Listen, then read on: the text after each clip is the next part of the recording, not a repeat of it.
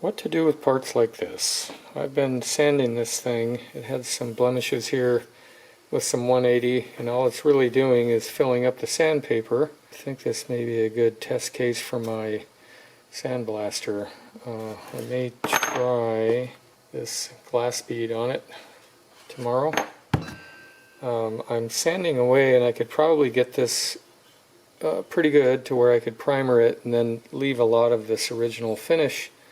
But I start seeing, I can just pick this away with my thumb, so I think it's time for a full refinish on this part. It's the same situation on the top of this thing. I know I did a touch-up here,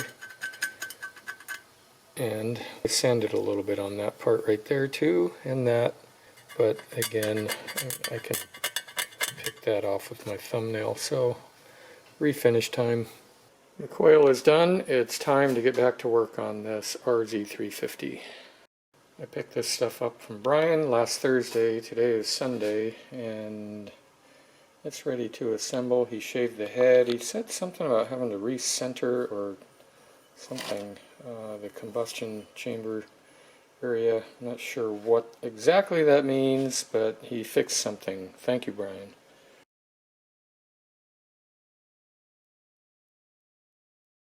I'm getting ready to paint these parts, so I took them to the sandblaster and blasted them with glass beads, this stuff, and it worked pretty good.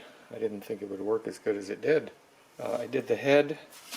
I'm not sure what I'm going to do about this because it didn't really want to take this finish off, so I may just paint over it like this after I clean it, or I may use some sand media on this. I'm going to set the sandblast cabinet up with this media because this guy, that paint is very thick. The glass bead wasn't going to take it off. I just did a little bit of a test case here, and it looks pretty darn good.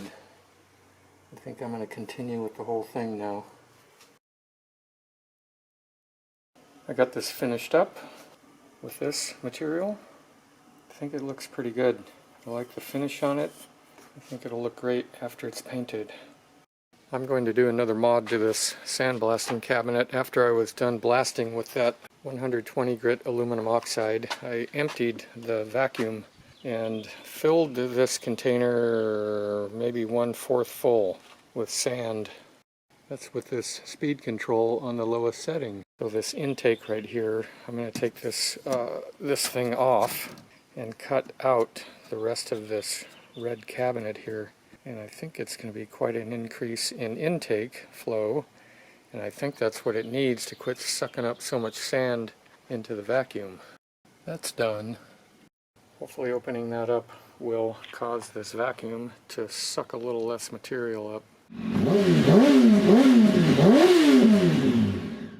I went to Ace Hardware this morning to get some primer and some gloss black Rust-Oleum paint because I wanted to paint these engine components gloss black on this bike.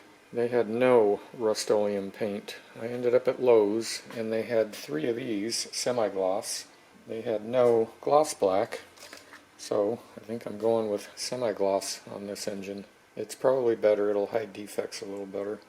I also got this cute little pour spout, although I noticed down here it says all water-based paints and stains.